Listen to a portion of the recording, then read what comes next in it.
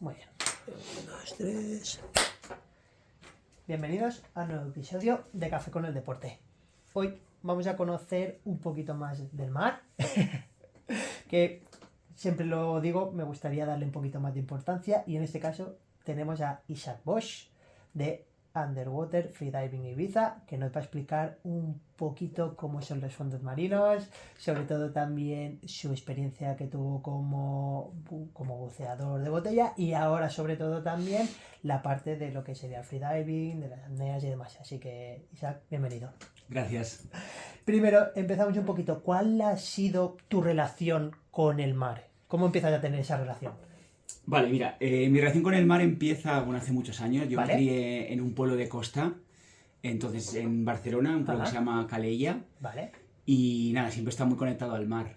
Pero bueno, luego me desconecté un poco, me fui a Barcelona, empecé a trabajar en un evento como de música, y igual ahí en Barcelona estaba un poquito desconectado del mar. Ajá.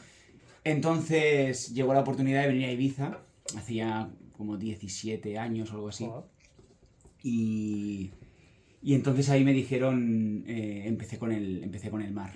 de acuerdo. Lo que llevo viajando desde los 18 años por todo el mundo, entonces siempre que viajaba pues quería bucear y bucear y bucear. Y conocí una isla que se llama Malapascua en Vale. Filipinas, y allí empecé a sacarme todos los cursos de buceo. De acuerdo. Desde el primero hasta el instructor. Y como hemos comentado antes del freediving, hacías con botella. ¿Cómo entraste en ese mundo? Claro, ahí me hice instructor de botella, empecé a enamorarme sobre todo de los tiburones, porque es una isla muy bonita allí donde hay muchos tiburones, el tiburón zorro famoso. Ajá. ¿Y qué pasó? Que un día yo fui a bucear en otra parte del mundo, y cuando yo estaba con botella vi unos apneístas que bajaban a ver los mismos tiburones que yo veía, pero como de una manera más especial, ¿no? Ajá. Como más interacción más entre tú y yo, sin un respirador entre medio. Joder. Y entonces ahí dije que tenía que hacer un curso de apnea. Y en un viaje recordaré siempre a Indonesia, en una isla perdida que estábamos sin señal, que estaba con mi amiga Jessica. Joder. Ese día bajé a unos 18 metros sin tener ni idea. Hostia. Y fue ella que me dijo, oye, ¿por qué no haces un curso de apnea? Y lo mismo, hice un curso de apnea y ya está, instructor.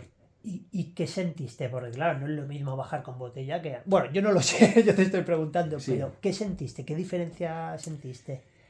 Mucha, porque en una es quizá, pues estás respirando, estás más tranquilo. Bueno, más tranquilo es muy relativo, yo no podría decir claro. eso, pero para una persona que empieza estás más tranquilo igual. Con una botella estás respirando, puedes pararte más tiempo a mirar los peces, a mirar todo lo que hay debajo del mar. Pero la apnea ya entramos como para mí, como en la parte del deporte. De acuerdo. El apnea te da una parte que... Yo cuando iba a bucear, yo me acuerdo viajando por todo el mundo, y cualquiera podía bucear. Yo iba en barcos de buceo de estos de 7 días, y todo el mundo allí, gente, pues, por ejemplo, muy sobrepasada de peso, da igual, todo el mundo podía bucear. Y porque no requiere ningún esfuerzo físico, no requiere que tú entrenes.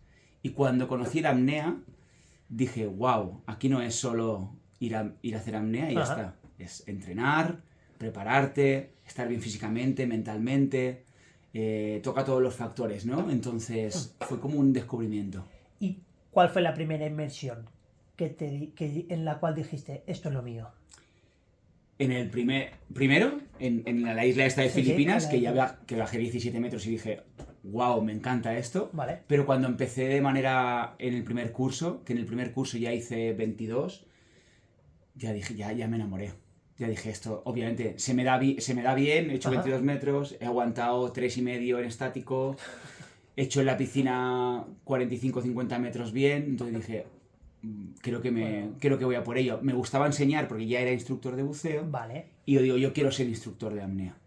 Y entonces es el momento en que te profesionalizas, o cuando dices, me hago profesional en lo que sería ser instructor de apnea. Exacto. Pasa desde el primer curso hasta que soy instructor, igual pasa un año. Y entonces es el papel principal, ¿no? El buceo, las apneas y los viajes, ¿no? Para decirlo así, para ti. Sí, o sea, para mí es lo que me gustaría poder hacer. ¿De acuerdo? Solo eso, Vale. está difícil. O sea, tengo que ser sincero, es difícil ser instructor. ¿De acuerdo? No se gana mucho dinero. Vale. Son 4 o 5 meses de trabajo. Yo organizo un viaje cada año a Egipto también, con mi amigo que te he dicho, Cosmi. Sí. Y mi sueño es poder organizar más. Perfecto. Por eso estoy tan activo en redes sociales. Lo que quiero tener seguidores, sobre todo para poder, en vez de hacer 20 cursos en un verano, poder hacer 40 y en vez de hacer un viaje, poder organizar 4. Y Claro. poder vivir un poco ya del todo de la apnea. Porque ahora necesito otro trabajo de vez en cuando para Sí, al final vivir. poderlo compensar. Sí, sí, Qué guay. sí. Vamos a hablar un poquito también, porque como yo, como mucha gente, nadie, o sea, ahora sí que está un poquito más de moda, se escucha un poquito más lo que es el freediving, también se ha visto en la tele que ahora mucha gente está haciendo muchas apneas, incluso salen en lo que sería El desafío, ¿no? el Sí. desafío. Bueno, no quería decir, Sí, pero sí, sí, sí. básicamente. Está muy bien lo que hacen, yo me he encantado que lo hagan. ¿Cómo explicarías para alguien que no tiene idea qué es la apnea? Mira, la apnea básicamente, hablando fácil, Sí, por favor. es aguantar la Ya respiración. está, vale. ¿Vale? Entonces, aguantar la respiración en el máximo tiempo, la máxima distancia. ¿No? De Cuando acuerdo. hablamos de apnea un poco, apnea deportiva. Sí, Entonces, básicamente es aguantar la respiración y estar el máximo tiempo posible. Obviamente es algo que nosotros, mucha gente lo ha hecho toda la vida, Ujú. lo que pasa es que la gente siempre lo ha hecho mal. Lo ha hecho sin saber cómo coger el aire, lo ha hecho sin saber cómo soltarlo al acabar la apnea, Vale. lo ha hecho sin saber que las ganas de respirar no siempre es falta de oxígeno. Entonces la gente cuando viene a un curso y pasa de 40 segundos a 2, 3, 4 minutos, Qué bueno. no es que tú seas un genio como instructor. Ya, ya. Yo siempre lo digo, yo no soy ningún genio. O sea, yo te he explicado lo que se tiene que hacer, tú lo has hecho y el genio eres tú por conseguirlo.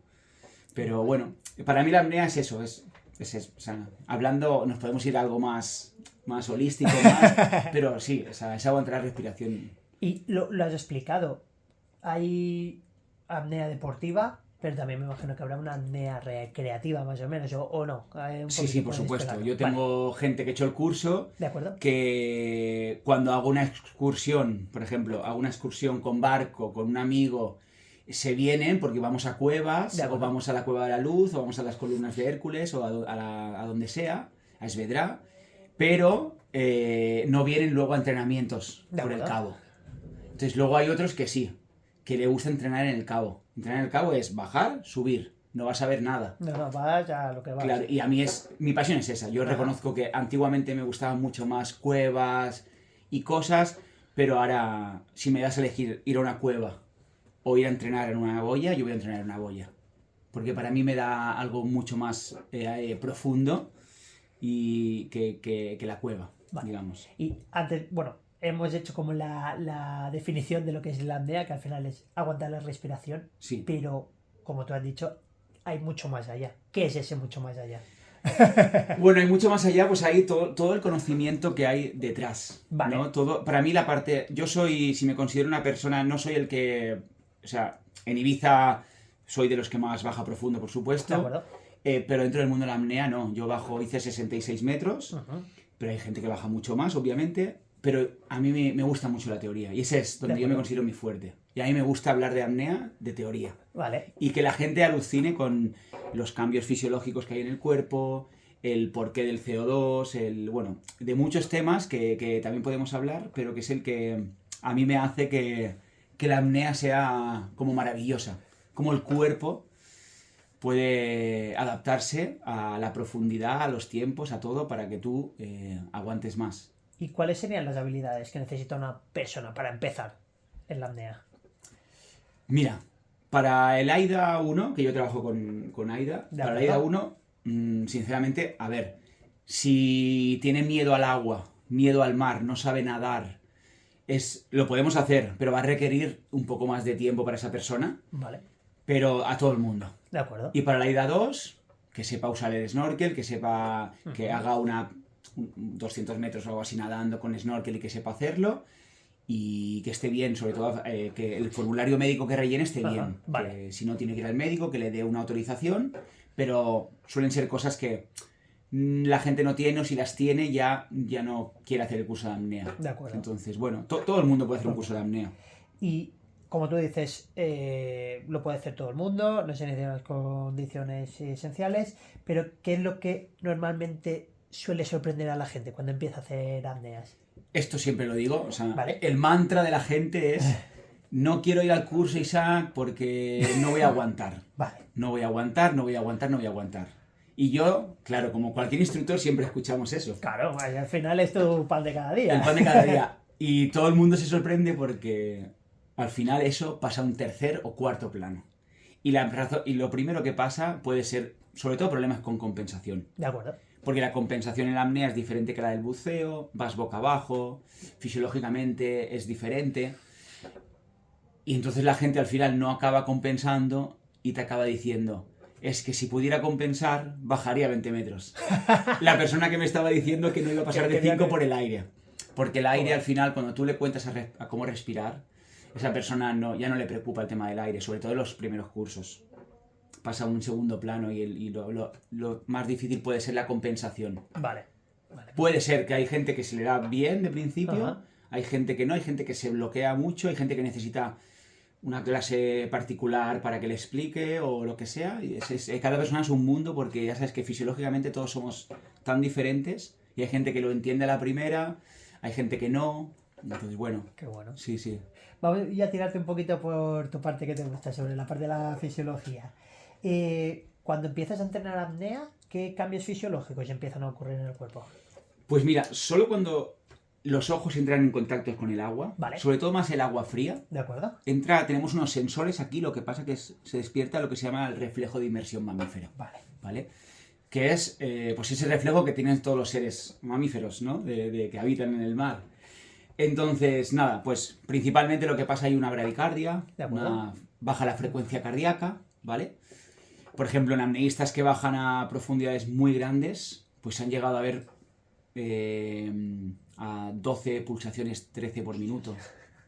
¿Vale? Yo, por ejemplo, he llegado a estar a unas 34, 33 por minuto.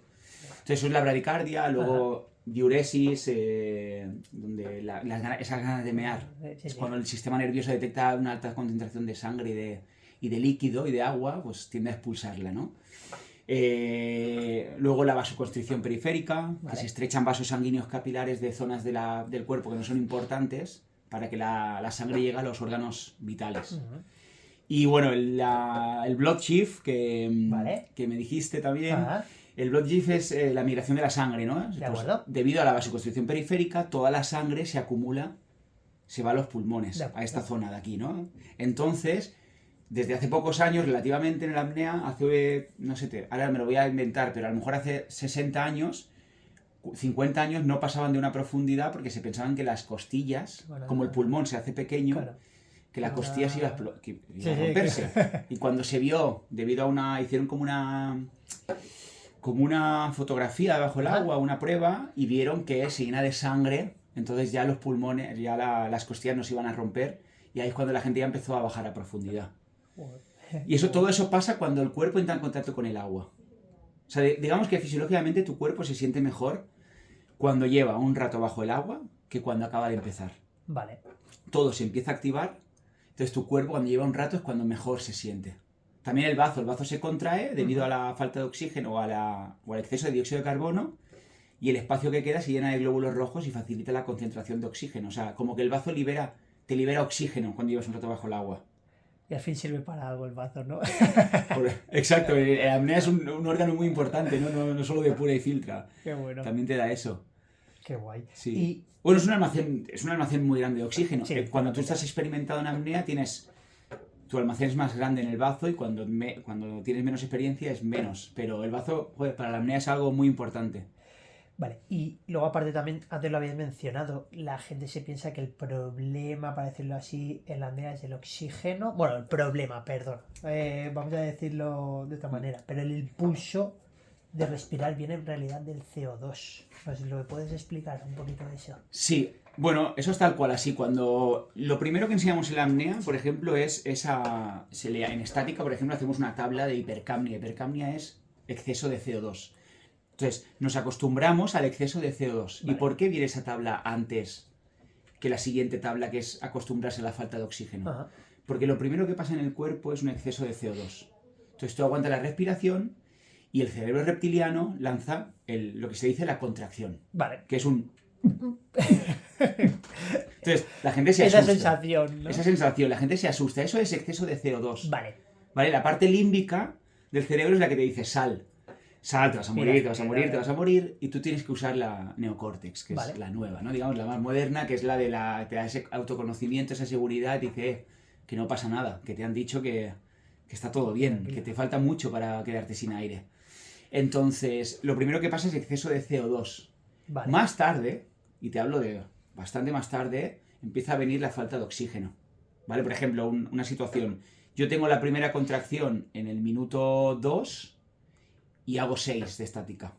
O sea, puedo estar 4 minutos con contracciones. Ajá. Por ejemplo, el otro día hablé con un chico que le pregunté que hace 9 minutos del País Vasco y le pregunté por curiosidad cuál era, a qué momento le entraban las contracciones y me dijo sobre el minuto, no sé si me dijo sobre el minuto 6. Entonces también está hasta el 9 y medio con contracción. Y eso es exceso de CO2. Entonces se puede aguantar. Como decimos, hay que hacerse amigo de esa contracción. Como cualquier meditación, hay que dejar pasar el pensamiento, ¿no? Por eso también se practica mucho la meditación en la apnea, porque esa contracción hay que dejarla pasar, no enfocarse en ella, porque si no, vas a pensar mucho en ella y vas a gastar oxígeno. El cerebro consume un 20% de oxígeno en reposo. Imagínate un mal pensamiento en una bajada o en una estática. De golpe se pone a consumir mucho más. Entonces ahí se nos va el oxígeno. Por eso es tan importante estar la relajación, la meditación, la visualización. En la apnea son puntos... Es lo que te decía que tienes que aprender a todo eso, no como en el buceo que respiro y me voy, que es muy bonito, ¿eh? O sea, me encanta. Pero es más, respiro y ya está. En la apnea tienes que estar preparado, sobre todo a partir de unas profundidades tienes que entrenar, prepararte mentalmente. ¿Y cómo lo entrenas eso? Porque, claro, es una cosa que es, para decirlo así, supervivencia del cuerpo. Sí, pues eso, se entrena, pues entrenas a sobrevivir. Entonces, pues haciendo tablas aparte, por ejemplo, yo hago trabajo de peso, obviamente, hago mucho trabajo de peso, sobre todo en apnea. De acuerdo. Por ejemplo, hago sentadillas con pesas aguantando la respiración para que acostumbrarte a esa falta de oxígeno. Se hacen tablas de hipercapnia en seco. Vale. En seco sí que puedes entrenar solo, ¿vale? En el mar nunca, porque si hay ahora hablaremos de lo que posiblemente, pero en seco si te mareas, pues te levantas y ya está. En el mar no te ahogarías. ¿no? Entonces se hacen tablas de hipercapnia, tablas para acostumbrarte al exceso de CO2. Por ejemplo, te vas a caminar y haces apneas caminando, estiramientos pulmonares. Contra más fuertes y flexibles tengamos los músculos intercostales, dorsales, diafragmáticos, el diafragma, pues más aguantaremos la presión, ¿vale? Porque obviamente, si tú vas al mar ahora, posiblemente un mal gesto en 50 metros te puede dañar, te puedes tener un barotrauma pulmonar. Vale. Ese mal gesto que posiblemente lo pueda hacer yo como tú, a lo mejor a mí no me pasa nada. Puede ser, lo digo por mi entreno que tengo. O sea, al final tengo todos los músculos intercostales, dorsales, muy fuertes y flexibles porque es lo que entreno cada día. Y sobre todo se hacen estiramientos en apnea. Vale. Estiramientos en apnea. Al final estás acostumbrando el cuerpo a esa apnea, que no es lo normal, lo normal, para decirlo así, para el común, que tú estás haciendo el trabajo específico. Exacto, ese trabajo específico, ¿no? Y hablamos un poquito de esas contracciones respiratorias que tienes ahí. ¿Qué le pasa al cuerpo? ¿Por qué llegas a ese punto? Bueno, pues supongo por eso, porque no sé por qué el cuerpo llega a ese momento. Yo lo que sé es que lo primero que pasa, o sea, por lo que he estudiado, ¿no? Sí. Lo primero que pasa es ese exceso de CO2. Vale, no sé hasta qué punto, por qué pasa ese exceso de CO2. Yo creo que es, pues bueno, el cuerpo lo primero que siente es yo toda la vida he pensado que me faltaba el oxígeno. Vale.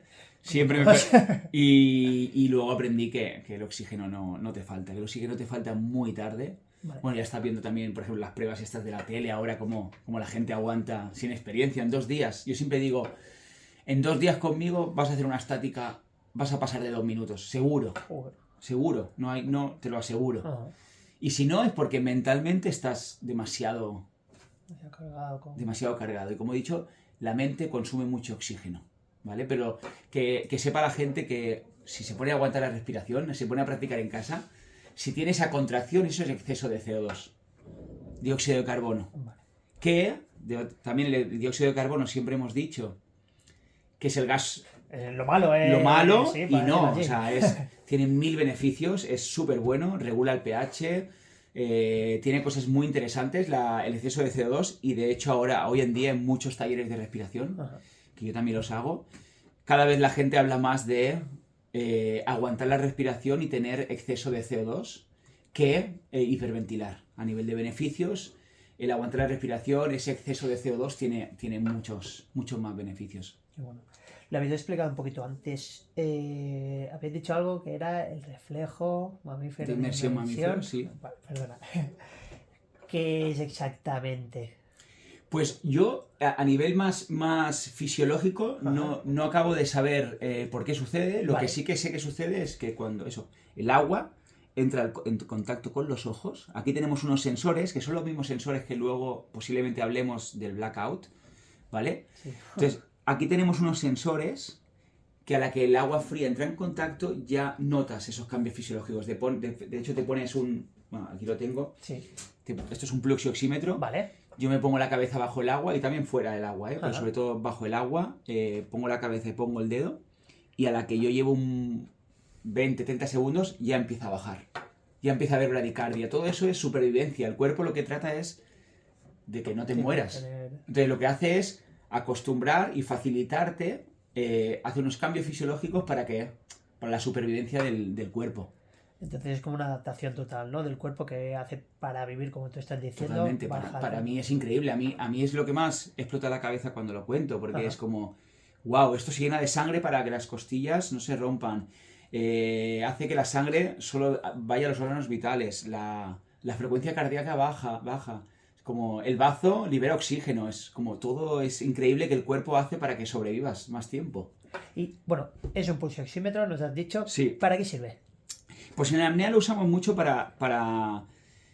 Primero lo que te mide la saturación de ¿De oxígeno. acuerdo? Que la saturación de oxígeno suele estar entre un 95 y un 98%, ¿no? En un cuerpo.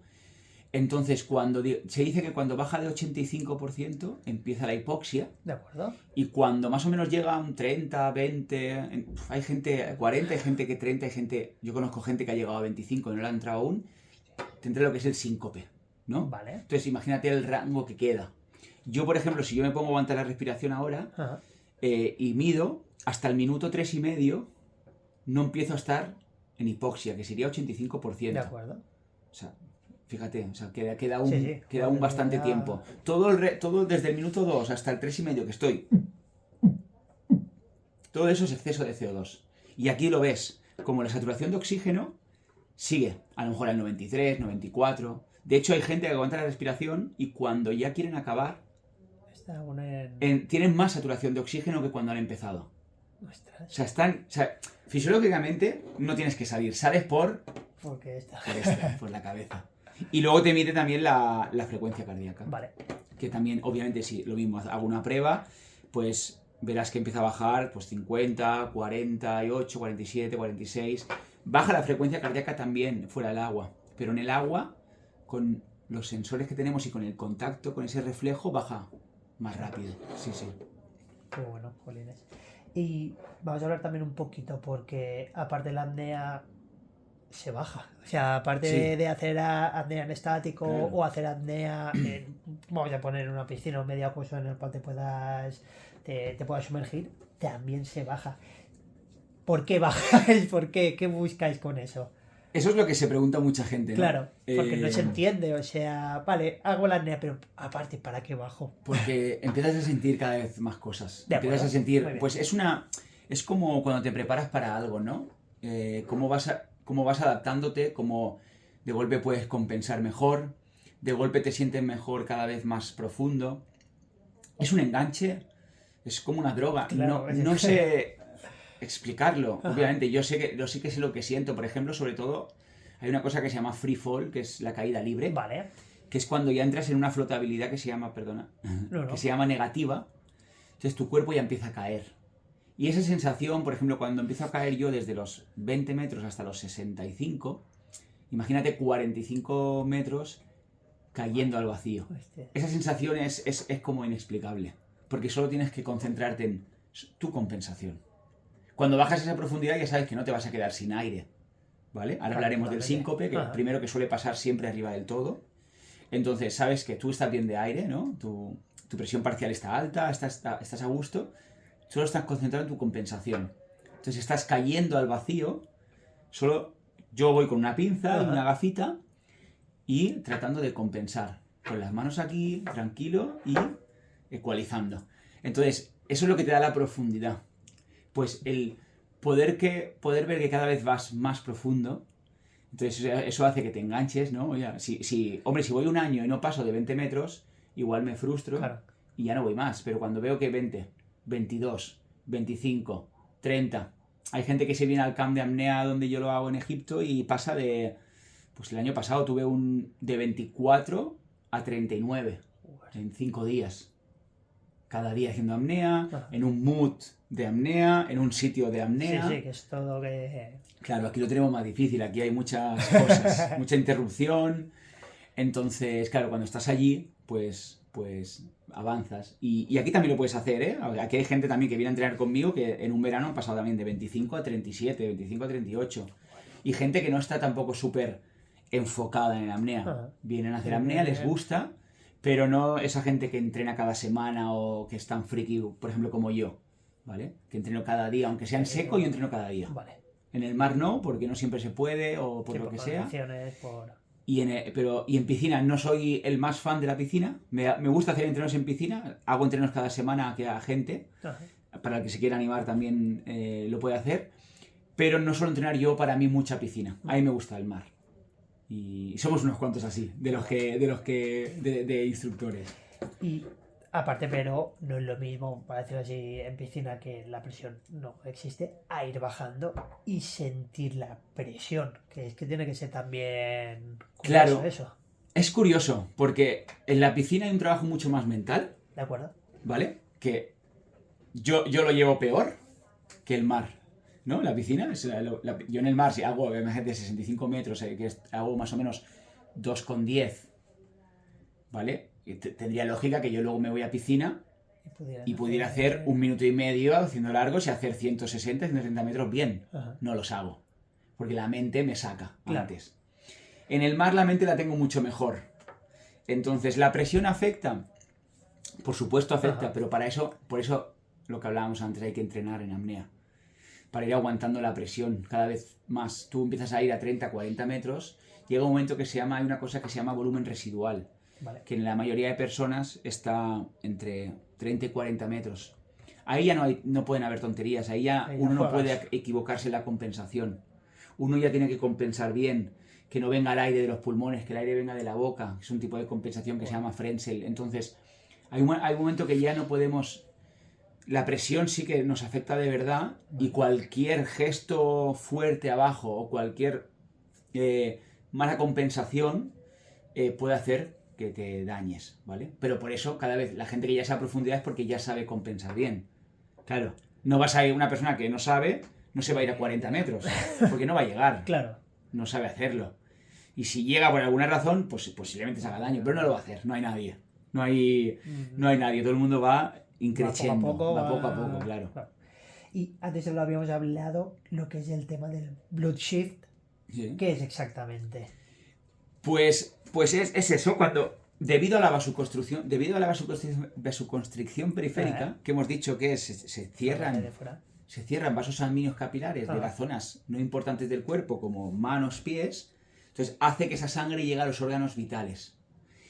Y como esa sangre llega a los órganos vitales, eso se llama la migración de la sangre. Entonces hace que la sangre migre, pues, cerebro y corazón.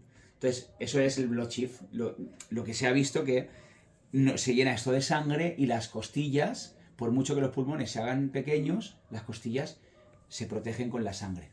Ese espacio de los pulmones lo llena la sangre y hace que no se rompan, que no tengamos esas lesiones. Y para mi curiosidad, notas las manos, notas los pies, porque supuestamente si la sangre se va para otros lados, tú cuando estás en profundidades bajas y así, y no, claro, me imagino que no habrá un momento que dices, uy, se me va la sangre, pero tú cuando estás ya en esa profundidad, en ese mood y de todo, te notas las extremidades?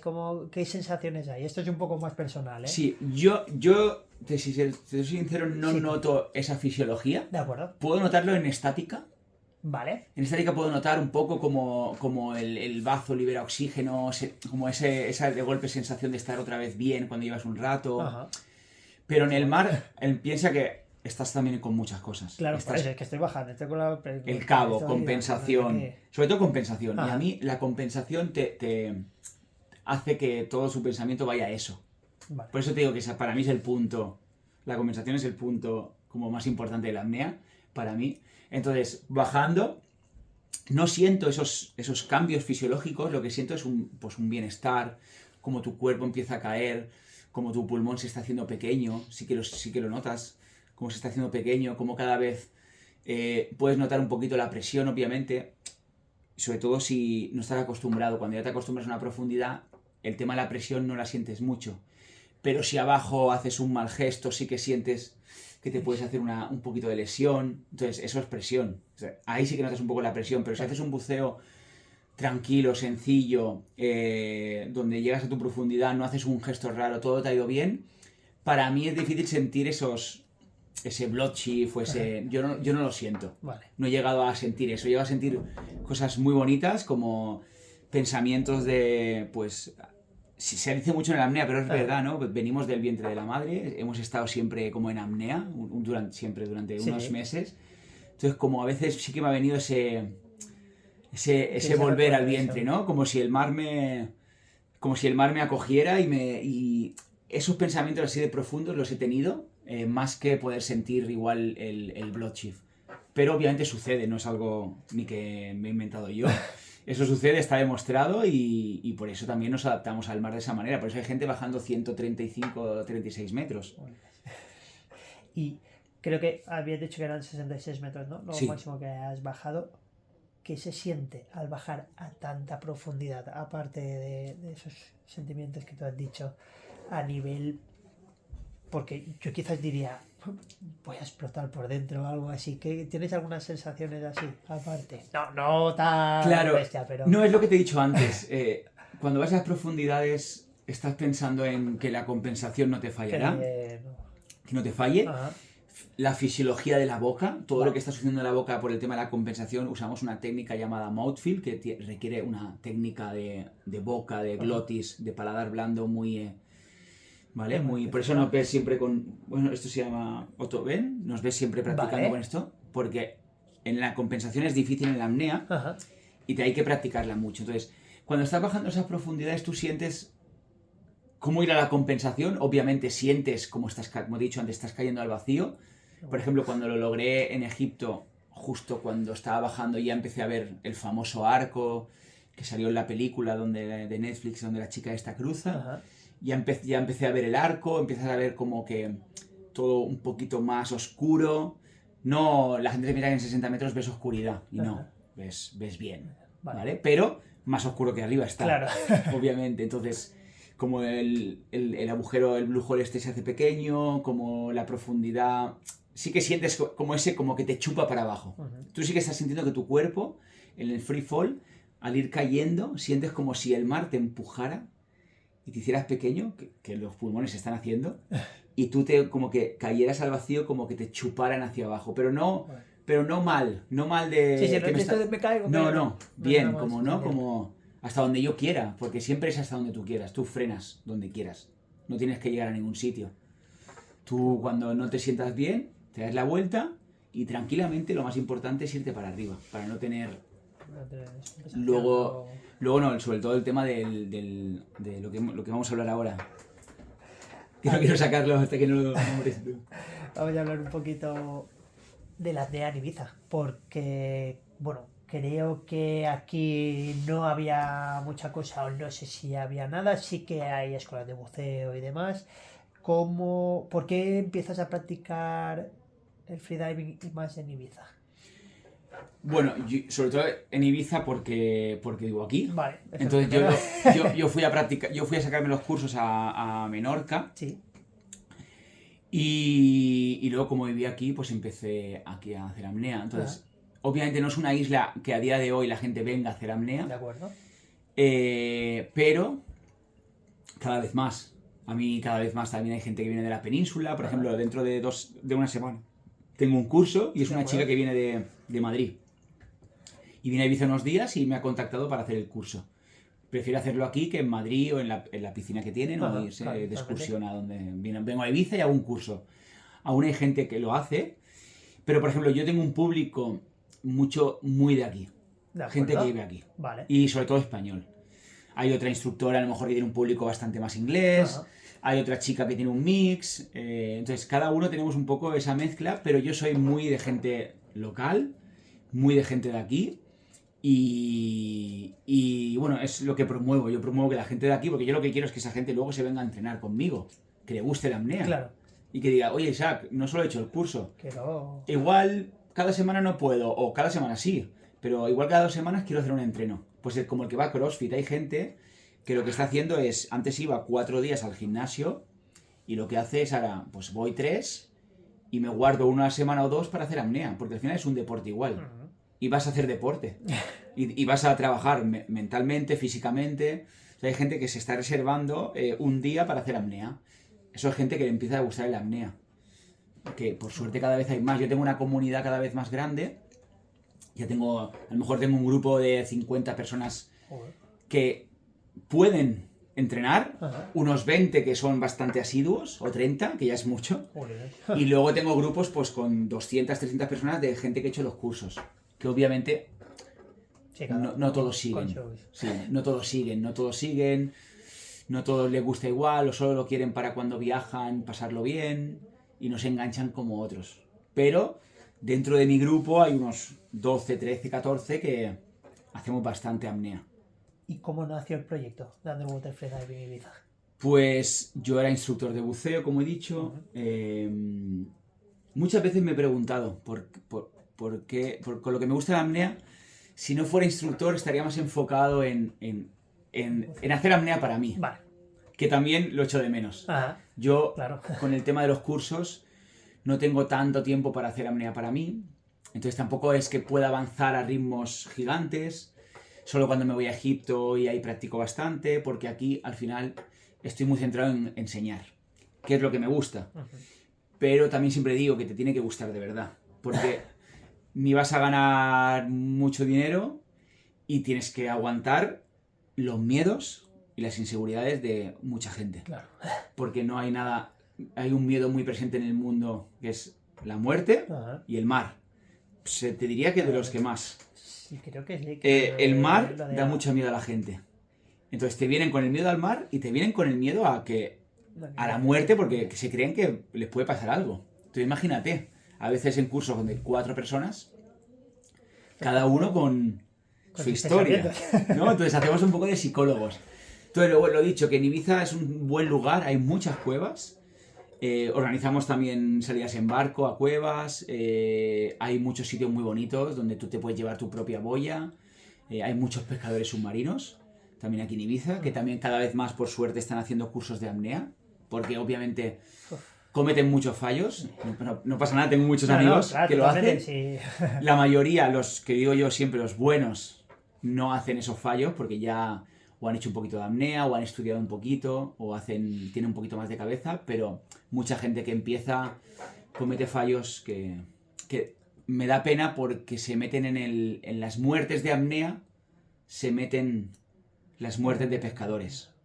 Y de apnea, te diría, no sé exactamente, pero creo que no hay muerte a lo mejor registrada casi en años, o en un año, en todo el mundo que hace apnea. Claro. Entonces la apnea es un deporte muy seguro, donde tú puedes practicarlo simplemente, como hemos dicho antes, me bajo un poquito, 5 o 6 metros, veo unos pececitos, me voy para arriba, o irme a entrenar con una boya y ir un poco más dentro, ¿no? Hacia adentro.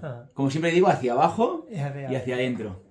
Qué bueno. Y antes lo estás comentando, te pones el pulso oxímetro, estás haciendo la apnea y vas pasando diferentes fases. ¿Nos puedes decir todas las fases hasta llegar a la fase que se le llama blackout?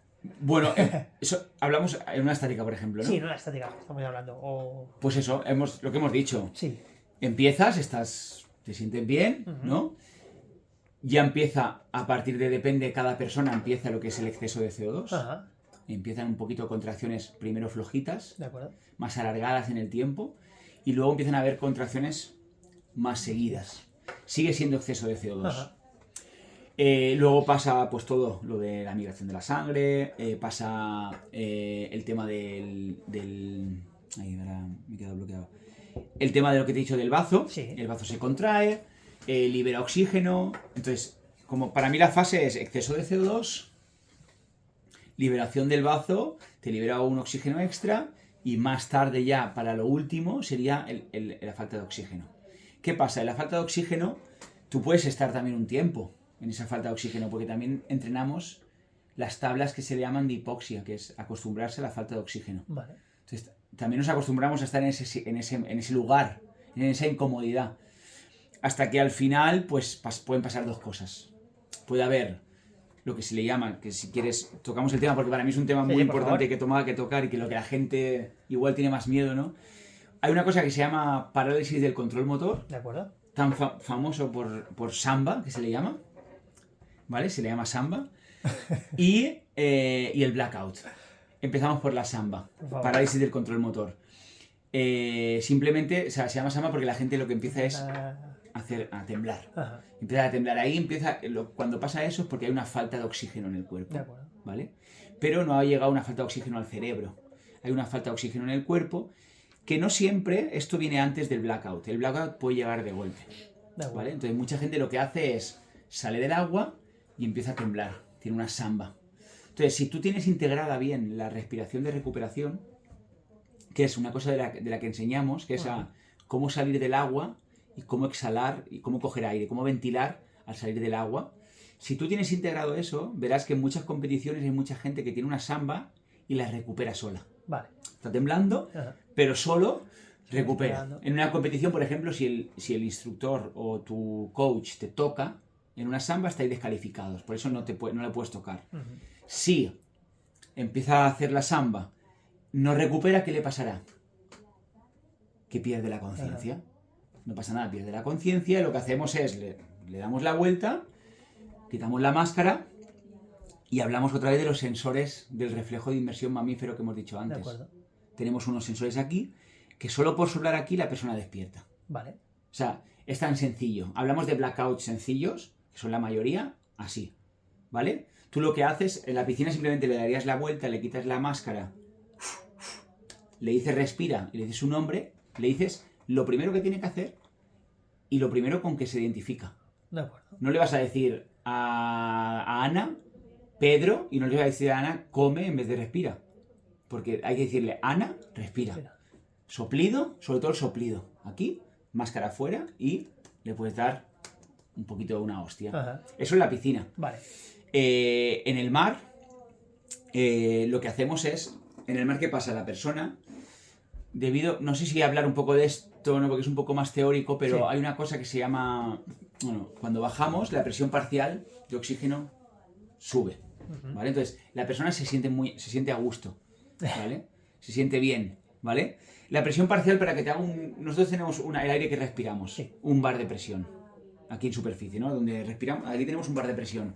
Son oxígeno y nitrógeno, Ajá. ¿no? Cuando bajamos, la presión parcial de oxígeno, ¿vale? Que era 21 arriba, cada 10 metros va subiendo 21, y 21, y 21, y 21. Llega un momento que tenemos una presión parcial de oxígeno alta, entonces el cuerpo está bien. ¿Qué pasa? Que esa presión parcial de oxígeno se va consumiendo un poco durante el camino. Si cuando vamos para arriba, estoy explicando de una manera Sí, no, un para, poco... para mí. Es más, Para es más el yugo. complejo, ¿vale? Sí, Si para esa el yugo. presión parcial, cuando subimos, cuando llega arriba, ¿vale? Está por debajo del 0,10, es que se le dice, ahí entraría un síncope. Vale. ¿Qué pasa? No podemos saber con qué Pero presión con parcial parcial. vamos, ojalá.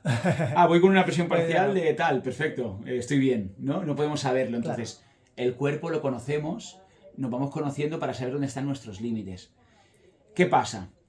Que pueden pasar por el camino cosas, que la persona se quede sin un pensamiento malo, un mal gesto, entonces gaste más oxígeno. Ajá. La persona pierde la conciencia, entonces el cuerpo otra vez te salva la vida. ¿Qué hace? bloquea, mandíbula y cierra glotis. Vale. Eso lo hace el cuerpo. El cuerpo te salva la vida, pero el cuerpo no te puede subir. Claro, Por eso siempre hay alguien. Es tan sencillo. Viene alguien que siempre está ahí esperándote y esto pasa siempre en los 10 últimos metros, casi siempre. Y donde más pasa es arriba del todo, el blackout, ¿vale? Blackout profundos hay muy pocos y los que hay son de gente que ha ido muy profundo. Vale. O sea, entonces ahí hay mucha seguridad y no pasa nada. Gente que va a mi profundidad, 30, 40, 50, 60, los blackouts suelen pasar en los 10 últimos metros, ¿vale? Por este cambio de presión parcial que te he dicho, que es más complejo, pero bueno, es así. Entonces la persona aparece, te pone la mano detrás, ¿vale? ¿Para qué? Para que no se le vaya al cuello. Ajá. Y lo que hace es, muchas veces, bloquea, te coge de aquí y te bloquea la mandíbula y te cierra boca y nariz. Vale. Pues intentas coger agua que no puedas. Mucha gente también lo que hace es, de aquí, hace así y así ya se cierra. Ya cierra eso. ¿Vale?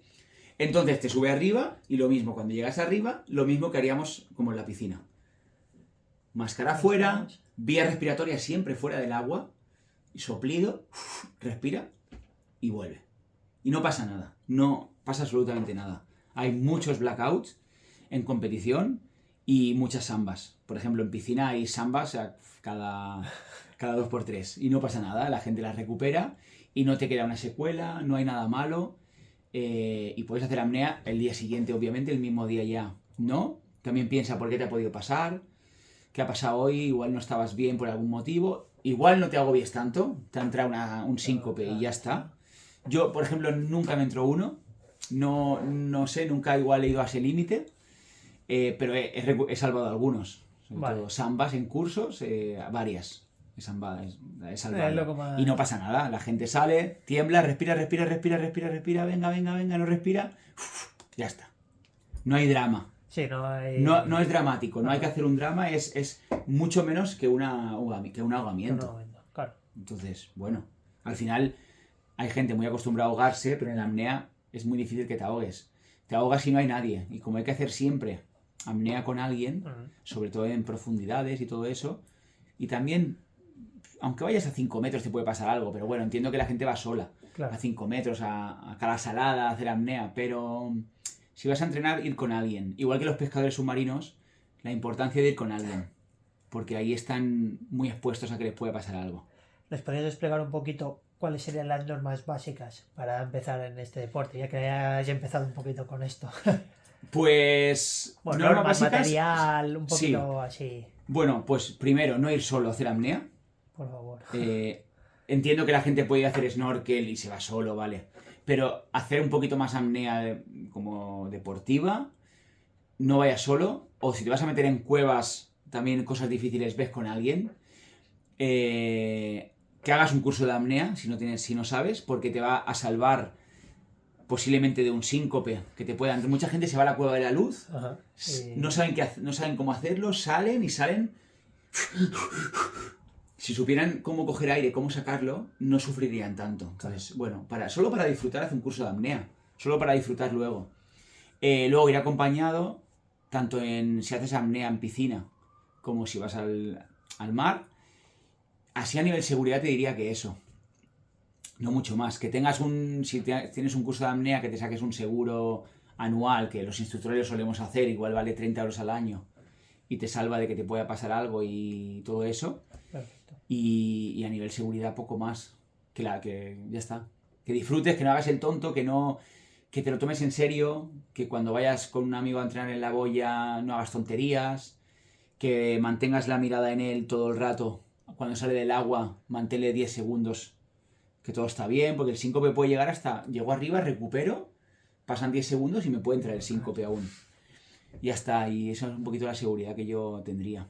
Qué guay. Y a nivel de material, me decías, pues... Bueno, puedes hacer apnea con cualquier material. Vale. Pero, si te va gustando, te vas unas aletas largas, pasas del plástico al carbono, pasas del traje malo al traje más bueno. Entonces, bueno, ya poco a poco tú te vas... Ya te vas amoldando a cada material. Yo no tenía el mejor material antes, ahora intento tener el mejor, o no el mejor, el que me gusta más o el que me da bien. Claro, no es que se adapte. Claro, tampoco es algo súper mega caro, igual Bueno, claro, el dinero es muy relativo para la gente, Sí. pero igual por 1.000 euros te super equipas. Claro. Te super equipas. Aletas buenas, traje nuevo, bueno, incluso una boya para tenerla. Pues bueno, es algo que sí, puede ser mucho, pero hay otros deportes que te tienes que gastar Tiene que gastar un muchísimo montón de más. dinero. Un poquito a nivel personal, ¿cuál ha sido la inversión que más te ha marcado a ti? Pues la más profunda. Vale. Pero ¿por qué es eso? Por el logro. De acuerdo. Bueno, han habido otras, ¿eh? Han habido otras que son, por ejemplo, cuando hago unas técnicas, hago otros tipos de bajadas que son, por ejemplo, bajadas que se le llama NFRC, que son exhalando antes, que el cuerpo ya empieza la presión antes, entonces esas son muy bonitas también, porque simulan incluso más profundidad de lo que yo voy. Vale. Yo tengo buceos que simulan 90 metros, y yo no llego a 90 metros. Ah. Pero he hecho buceos que lo simulan. Que es sin menos Claro, aire. sí. Incluso quitando el aire entero. Ajá. Ay, perdón, escucha. No, tranquilo, sí, hay gente fuera. Entonces, esos son buceos muy bonitos. Y algunos que he hecho en apnea, pues a lo mejor para ver tiburones o ballenas, ¿no? En Baja California, pues cuando bajas y puedes estar ahí cerca de la ballena y... Son bonitas, pero es muy diferentes. Yo soy más de Más cabo. la parte... Yo mi cabo, y en mi cabo o sea, porque yo me gusta mirar, tengo unas gafitas especiales que aguantan la presión, me gusta mirar el cabo, me gusta sentirlo, me gusta tocarlo. O sea, la relación que tenemos a veces los apneistas con un cabo es Sí, es casi... es un poco casi friki, ¿no? platónica, es amorosa. Y a mí me gusta la modalidad de free immersion, que es tirando del cabo, cómo el cabo te resbala, son muchas cosas que sienten, ¿no? Entonces, bueno, pues eso, sobre todo esas inmersiones a profundidad. Y lo estás comentando mucho a nivel mental. ¿Qué te ha enseñado la apnea?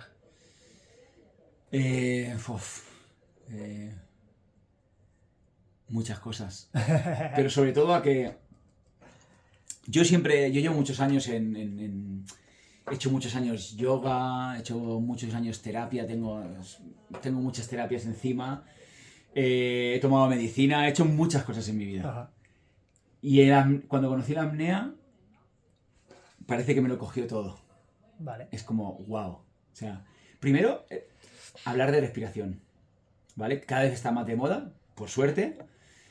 Aunque hay tengo que decir que hay muchos gurús que dicen muchas Como todo. cosas que no me gustan, pero a nivel de respiración, cómo tenemos que aprender los apneístas a controlar nuestra respiración, a saber técnicas nuevas, a ver la importancia del CO2, o sea, me ha enseñado muchas cosas a nivel, sobre todo fisiológicas, a nivel física, crear en la ciencia también, ¿no? Antes me podía ir a una parte más holística y el apnea me ha dado oye, que esto hay base y me gusta. Aunque yo también no solo creo en la base, yo creo en la reencarnación y no tiene base, claro. ¿vale? Pero esto tiene base, está demostrado, es increíble cuando hablamos de todas las cosas que te puede ofrecer el apnea, de esos cambios fisiológicos, cómo aprendes que el CO2 es importante, cómo aprendes a que no respirar no pasa nada, cómo te quitas miedos, inseguridades, cómo técnicas de respiración te reducen el estrés y la ansiedad, cómo puedes hacer técnicas incluso para llegar a estados alterados de conciencia, ¿no? Con hiperventilación. Son como muchas cosas que la apnea me ha enseñado y es como, wow. Todo lo que he hecho, perfecto, lo tengo ahí y eso no va a cambiar, ¿vale? Pero, joder, la apnea me ha dado mucho y sobre todo que es un deporte y que yo entreno cada día. Yo, cada día entreno para la apnea. Entonces, mi forma de vida es esa. Claro. A mí me gusta hacer pesas, pero si puedo hacer pesas enfocadas en la apnea, mejor.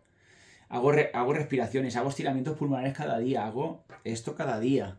Hago muchas cosas cada día en base a la apnea, entonces me ha aportado pues que mi vida se vaya para la apnea. Da igual que sea instructor o no. Hay mucha gente que no es instructora. De hecho, posiblemente pasen muchos mejores tiempos que yo, porque puedan disfrutar mucho más de entrenar.